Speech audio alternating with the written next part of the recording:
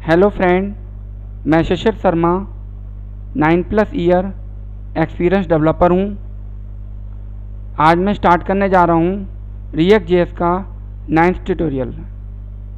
आज के इस ट्यूटोरियल में हम इवेंट हैंडलिंग के बारे में पढ़ेंगे। तो दोस्तों, वीडियो को स्टार्ट करते हैं।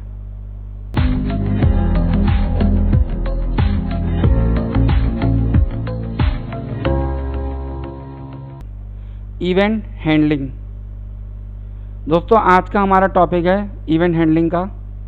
बट इवेंट हैंडलिंग को स्टार्ट करने से पहले मैं आपको बताना चाहूँगा, इससे पहले वाला जो वीडियो था रिएक्ट जेएस का पार्ट 8, जिसमें मुझे महेश कटारिया जी ने सजेशन दिया था कि विजुअल स्टूडियो की थीम को चेंज करिए और फ़ॉन्ट साइज़ बहुत स्मॉल है, उससे थोड़ा इंक्रीज़ करिए। तो मुझे उनका सजेशन बहुत अच्छा लगा, जिसके लिए मैं महेश कटारिया जी को थैंक यू बोलना चाहूँगा।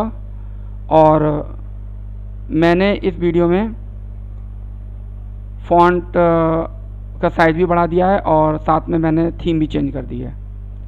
तो दोस्तों, अब मैं अपने वीडियो को स्टार्ट करता हूँ।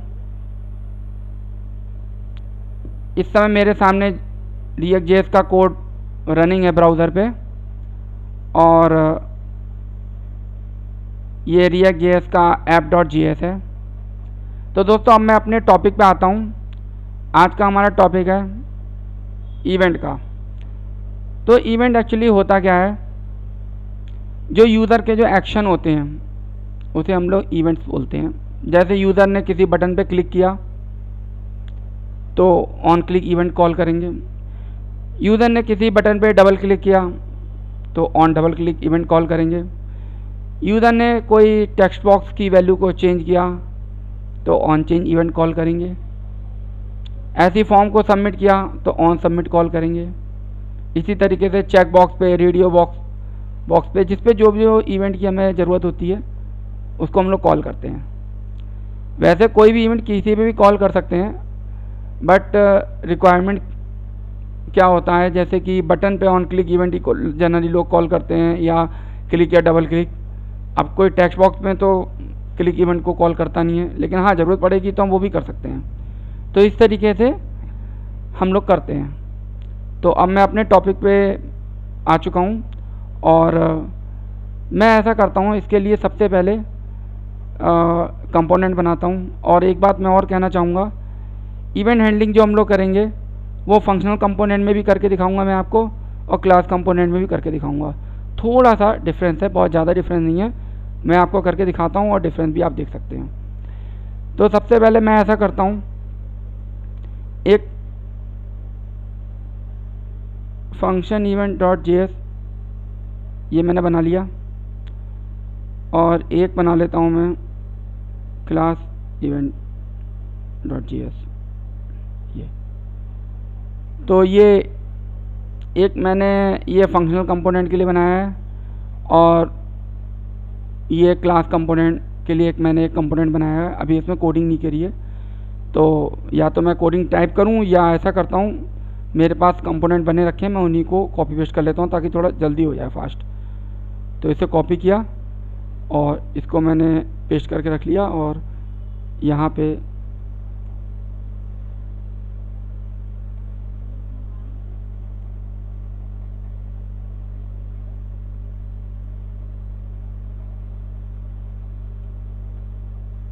लिख लेता हूँ मैं फंक्शनल इवेंट कर देता हूँ।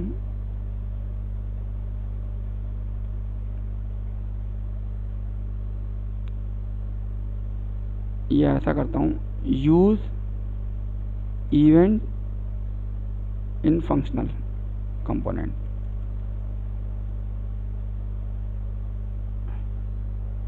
तो मैंने अभी आपके सामने फंक्शनल कंपोनेंट का कोड कॉपी करके पेस्ट कर लिया। बट जनरली मैं आपको एडवाइस दूंगा, अगर आप बिगिनर हैं और प्रैक्टिस कर रहे हैं तो कोशिश करिए कोडिंग को कॉपी पेस्ट कम करिए, टाइप करिए, ठीक है। एक्चुअली वीडियो बनाने में थोड़ा टाइम वेस्ट ना हो जाए मेरा, इसलिए मैंने कॉपी पेस्ट कर लिया। बट जो बिगिनर्स हैं उनके लिए मैं बोलूँगा कॉपी पेस्ट ना करें, टाइप करने की प्रैक्टिस करें। तो अब मैंने फंक्शनल इवेंट बना लिया है और मैं ऐसा करता हूँ, इसको यहाँ कॉल भी कर लेता हूँ, इंपोर्ट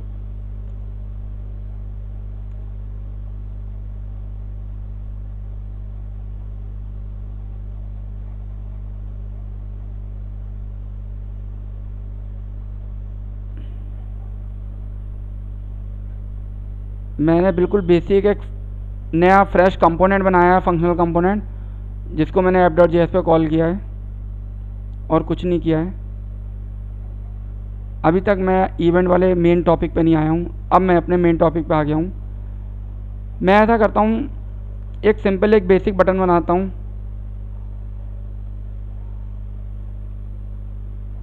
सबमिट मी कर देता हूँ। और मैं आपको एक बात और बताना चाहूँगा,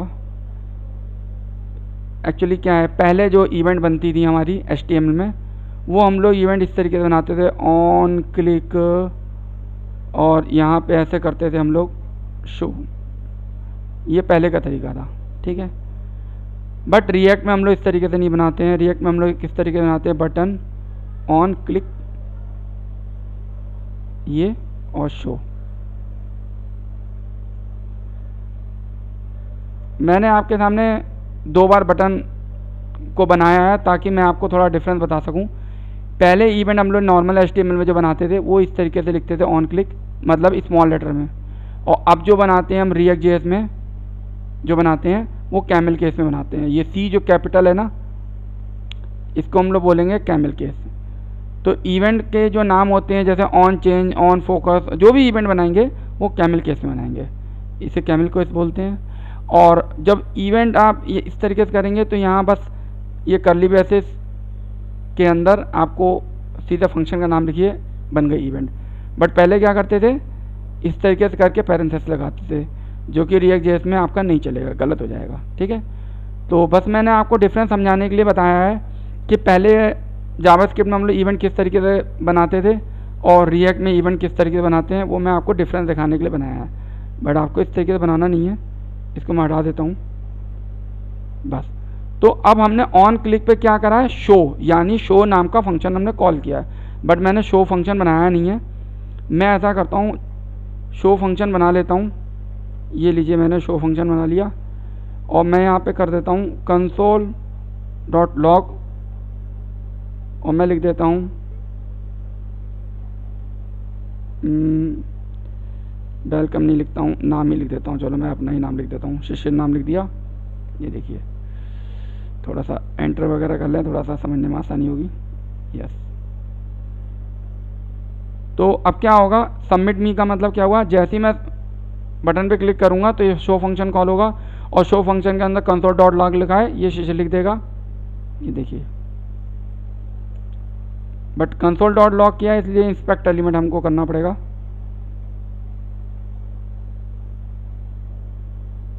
ये देखिए, फिर से मैं रिफ्रेश करता हूँ, देखिए अभी फ्रेश है कंसोल। मैंने जैसे ही सबमिट में पे क्लिक किया, यहाँ क्या लिख के आ गया, शिशिर लिख के आ गया। तो क्या हुआ, यहाँ पे हमने बटन पे जैसे ही क्लिक किया, शो फंक्शन कॉल हुआ और शो फंक्शन ने console.log के थ्रू शिशिर लिख दिया।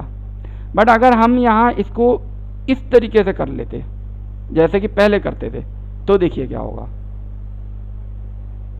ये देखिए, फिर से मैं रिफ्रेश करूँगा, ये देखिए शिशिर लिख दिया। कहने का मतलब है अभी मैंने बटन पे अभी क्लिक भी नहीं किया लेकिन उसने console.log में शिशिर लिख दिया। कहने का मतलब है वो फंक्शन रन हो गया।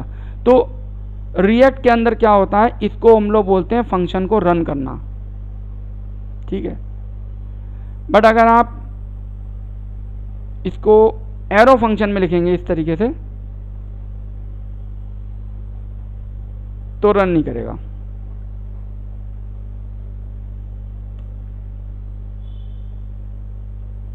ये देखिए, एरो फंक्शन में आप लिख रहे हैं तो नहीं कर रहा है, ठीक है।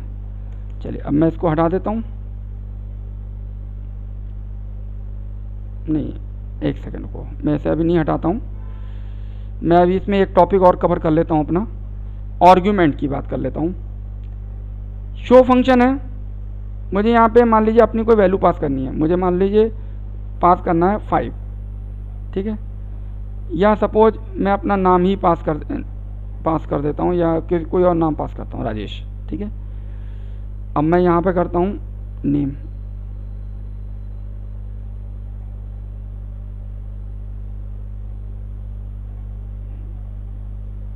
तो अब मैंने राजेश लिखा है, तो सबमिट मी पे ये राजेश यहाँ से पास हुआ। इसे क्या बोलेंगे, फंक्शन विथ पैरामीटर, ठीक है। मैं यहाँ गया, सबमिट मी, ये देखिए राजेश लिख के आ गया।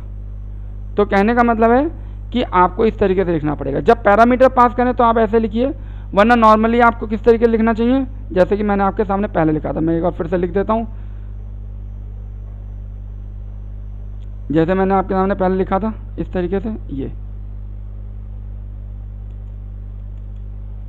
चलो मैं एक फंक्शन बना ही देता हूँ, शो मी लिख देता हूँ सपोज, ठीक है, और शो मी बना देता हूँ यहाँ पे ऐसे, फंक्शन शो मी बना दिया, कंसोल डॉट लॉग,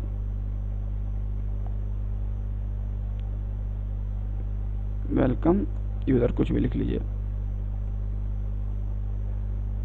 तो मैं रन करके भी देख लेता हूँ एक बार ऑफ। शो मी पे क्लिक किया, सॉरी सबमिट मी कर रखा है, दोनों में मैंने सबमिट मी कर दिया है, थोड़ा तो डिफरेंस होना चाहिए ना। शो मी कर देता हूँ इसको, ताकि थोड़ा सा SH और शो मी डिफरेंस समझ में आएगा, वरना बटन के नाम ही एक जैसे लग रहे हैं। ये देखिए शो मी हो गया, ये सबमिट मी है, ये शो मी है, इस पर क्लिक किया, वेलकम यूज़र।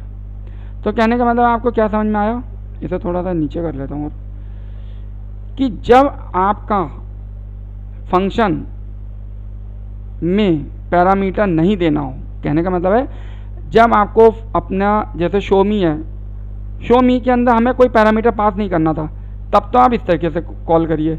लेकिन अगर आपको अपने फंक्शन में पैरामीटर पास करना है, ठीक है, जैसे कि राजेश, तो उस केस में आप क्या करिए, इस तरीके से पास करिए, एरो फंक्शन की तरह लिखेंगे।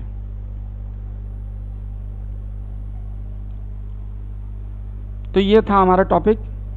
अब मैं ऐसा करता हूँ, यही काम मैं आपको क्लास कंपोनेंट में करके दिखाता हूँ, और आप देखिए कितना सा डिफरेंस आएगा। सबसे पहले एक क्लास कंपोनेंट बना लेता हूँ मैं। ये क्लास कंपोनेंट मेरे पर बनाया है, इसको कॉपी किया और यहाँ पेस्ट कर लेता हूँ फटाफट। यहाँ पे लिख लिया क्लास इवेंट,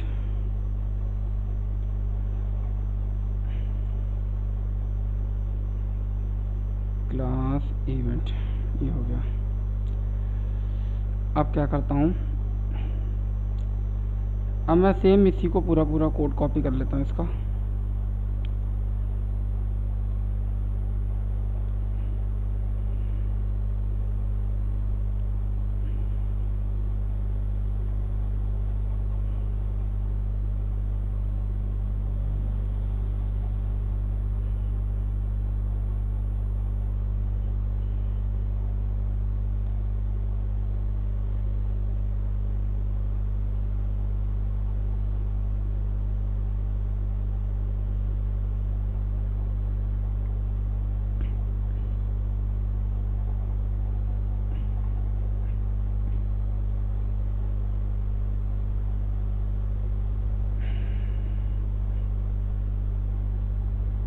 मैं फंक्शन कंपोनेंट वाले से कोड निकाल के इसमें लगा रहा हूँ। और डिफरेंस अब आप देखिए, डिफरेंस केवल इतना है, फंक्शन बनाएंगे तो ये फंक्शन हटा दीजिएगा,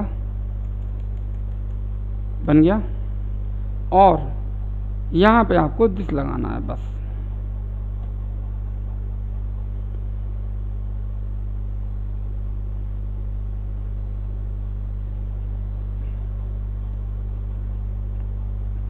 मतलब जो अभी काम मैंने फंक्शनल कंपोनेंट में किया था इवेंट हैंडलिंग वाला, वही काम मैं क्लास कंपोनेंट में कर रहा हूँ इवेंट हैंडलिंग वाला। और डिफरेंस कितना था, जब फंक्शन हमने बनाए तो ये सिंपली इस तरीके से फंक्शन बना दिया, जबकि फंक्शनल कंपोनेंट में मैंने जब बनाया तो फंक्शन भी लिख रखा था, यहाँ पे मैंने कुछ भी नहीं लिख रखा है, सिंपल फंक्शन बना लिया। और कॉलिंग के टाइम पे हमने दिस लगा लिया। यहाँ कॉलिंग के टाइम में कोई दिस नहीं लगाना पड़ा, ठीक है, बस यही अंतर है। अब नॉर्मली जैसे कॉल करते हैं वैसे कॉल कर लीजिए। इसको मैं हटा देता हूँ।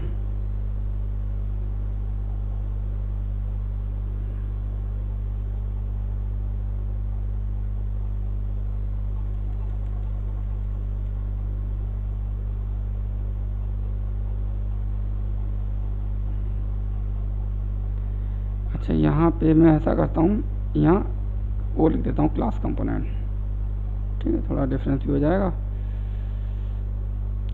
और ऐसा करता हूँ वेलकम एडमिन लिख देता हूँ, थोड़ा सा ऐसे चेंज कर रहा हूँ। और यहाँ पे नाम भी चेंज कर देता हूँ, मैं अपना नाम डाल दिया बस। अब नॉर्मली इसे मैं देखता हूँ, ये हो गया। इसे मैं ऐसा करता हूँ, क्लीन कर देता हूँ। ये देखिए सबमिट मी और शो मी। तो ये था जो डिफरेंस था वो मैंने बता दिया है। तो इस तरीके से ये मैंने बेसिक आपको इवेंट का बताया है। अब मैं आपको बताने जा रहा हूँ रिएक्ट का इवेंट ऑब्जेक्ट, ठीक है, उसको मैं करूँगा। वो मैं इसी में भी करके देख सकता हूँ और फंक्शनल कंपोनेंट में भी करके देख सकता हूँ। ठीक है, फंक्शनल कंपोनेंट में ही करते हैं। इसको मैं अंडू कर लेता हूँ।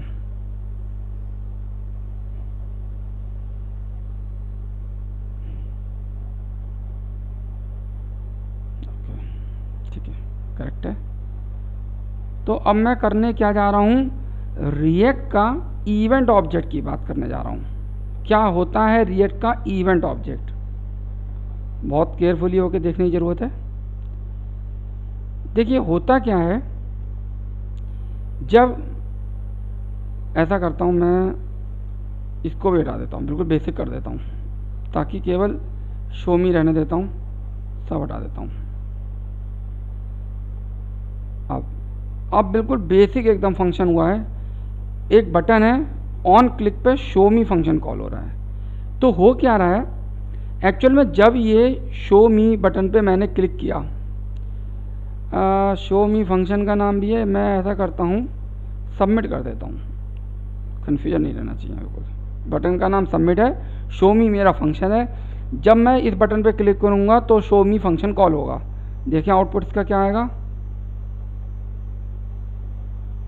वेलकम यूज़र, कोई प्रॉब्लम नहीं है। अब मैं आपको जो बताने जा रहा हूँ रिएक्ट का इवेंट ऑब्जेक्ट। अब होता क्या है, ये क्या करता है, जब ये ऑन क्लिक किया तो शो मी फंक्शन कॉल हुआ, उसी टाइम रिएक्ट ने भी एक अपना ऑब्जेक्ट पास किया। ठीक है, कैसे, अब देखिए मैं आपको इसको प्रैक्टिकल करके बताऊंगा तो ज़्यादा अच्छा समझ में आएगा। मैंने इसके अंदर ई लिख दिया और मैं इसको यहाँ पे ई लिख देता हूँ, ये ई।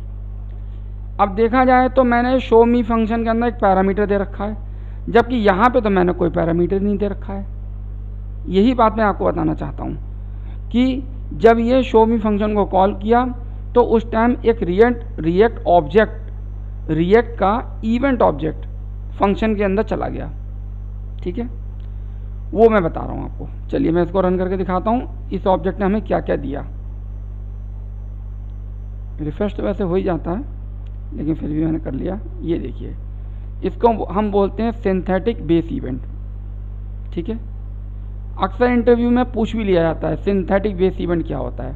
ठीक है, तो होता क्या है, रिएक्ट भी एक अपना एक इवेंट ऑब्जेक्ट देता है, ये उसकी बात हो रही है। अब देखिए इस पर मैं इस पर क्लिक करके देखता हूँ, ये सारी वैल्यू मिलती हैं। ये वैल्यू हमारे बहुत काम की होती हैं जब हम अपनी कोडिंग करते हैं। ठीक है, चलिए इसका भी मैं थोड़ा आपको प्रैक्टिकल यूज़ दिखा देता हूँ। प्रैक्टिकल यूज़ देखने के लिए हमें क्या करना पड़ेगा, एक इनपुट बॉक्स बनाता हूँ मैं, टाइप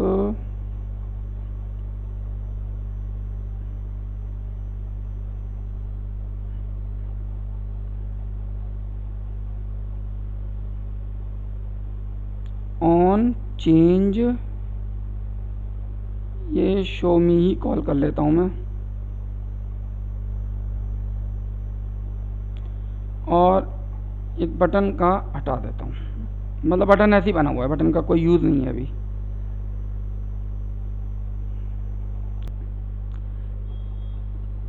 अब ये ऑन चेंज हुआ तो ये शो मी फंक्शन कॉल हुआ ई। अब इसमें देखिए ई के अंदर हमें क्या क्या मिला, ई डॉट टारगेट करेंगे, ये सब इसमें है जो मैंने अभी आपको ओपन करके दिखाया था, ये उसके अंदर था। चलिए इसको प्रिंट करके देखता हूँ क्या मिलता है। ये पूरा इनपुट बॉक्स मिलेगा, इसे मैं क्लीन कर देता हूँ। ओह, ऑन चेंज भी किया है ना, तो भाई ऑन चेंज करना पड़ेगा। ये देखिए पूरा इनपुट बॉक्स मिल गया आपको, ठीक है। लेकिन हमें क्या चाहिए, इसकी हमें वैल्यू चाहिए, ठीक है। तो हम इसकी डॉट वैल्यू कर देंगे। ये देखें, रिफ्रेश कर लेते हैं वैसे। ये देखिए वैल्यू मिल गई, ये देखिए वैल्यू मिलती आ रही है। तो इस तरीके से हमें ये मिलता है। तो ये था हमारा रिएक्ट का इवेंट ऑब्जेक्ट। तो जो काम मैंने अभी फंक्शनल कंपोनेंट के संग किया था, रिएक्ट का इवेंट ऑब्जेक्ट का यूज़, उसको आप क्लास कंपोनेंट में भी यूज़ करके देखिएगा। अब नेक्स्ट टॉपिक है बाइंड मेथड। बाइंड वाले टॉपिक को स्टार्ट करता हूँ। उसको बताने से पहले मैं एक क्लास, इसको मैं हटा देता हूँ।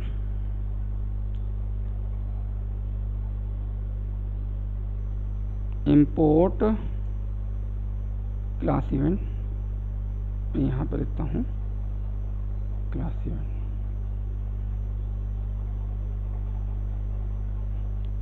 तो मैंने इसको कॉल कर लिया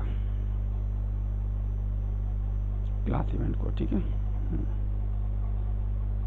तो ये कॉल भी हो चुका है, ओके। अब मैं आपको ये बताना चाह रहा हूँ कि होता क्या है कि जैसे ये फंक्शन है शो फंक्शन, इसके अंदर आप दिस नहीं यूज़ कर सकते। शो मी है ना, देखिए शो मी है ना, यहाँ पे आप दिस यूज़ नहीं कर पाएंगे। तो दिस क्या होता है, करंट ऑब्जेक्ट। जब हमें दिस मिलेगा तभी तो दिस के थ्रू हम और चीज़ें यूज़ कर पाएंगे, लेकिन हमें दिस नहीं मिलेगा इसके अंदर, ठीक है। यहाँ से हमारी बात की शुरुआत होती है। ये देखिए, एक सेकंड, शो मी पे क्लिक करना पड़ेगा, है ना। अनडिफाइंड आ गया। ये अनडिफाइंड आ गया का मतलब ये हुआ कि आपको ये चीज़ नहीं मिली है, ठीक है। तो आपको यहाँ पे दिस नहीं मिला है, तो आप दिस के अंदर का कुछ भी यूज़ नहीं कर सकते हैं, ठीक है। और आप चाहते हैं आपको ये दिस मिल जाए, तो आपको क्या करना पड़ेगा, इसके लिए आपके पास तरीका है। एक तरीका है, पहले आप कंस्ट्रक्टर बनाइए। ये कंस्ट्रक्टर बनाया, और कंस्ट्रक्टर जब बनाते हैं तो सुपर तो बनाना ही पड़ता है, ये तो मैंडेटरी है, बना लिया। इसके अंदर क्या करना पड़ेगा, दिस डॉट शो मी लिखिए, फिर इक्वल लगाइए, दिस डॉट शो मी लिखिए, शो मी, फिर डॉट बाइंड करिए दिस। ये देखिए, अब आपने बाइंड कर दिया तो आपको ये दिस यहाँ पे मिल जाएगा। मैं इसको रिफ़्रेश करूँ, वैसे तो रिफ़्रेश हो ही जाता है, शो मी। ये देखिए आपको ये क्लास इवेंट मिल गई, यहाँ पे पहले नहीं मिल रही थी, ठीक है। तो यहाँ पे आपके पास दो तरीके हैं। अगर आप चाहते हैं ये जो शो मी वाला फंक्शन है, सॉरी ये शो मी वाला फंक्शन है, उसके अंदर आपको दिस चाहिए, तो एक तरीका तो ये है कि आप कंस्ट्रक्टर के अंदर उसको बाइंड कर दें इस तरीके से, ठीक है। एक तरीका ये है। दूसरा तरीका ये है कि आप इसको एरो फंक्शन बना दें। चलिए मैं इसको कमेंट कर देता हूँ, तो ये मिलना बंद हो जाएगा।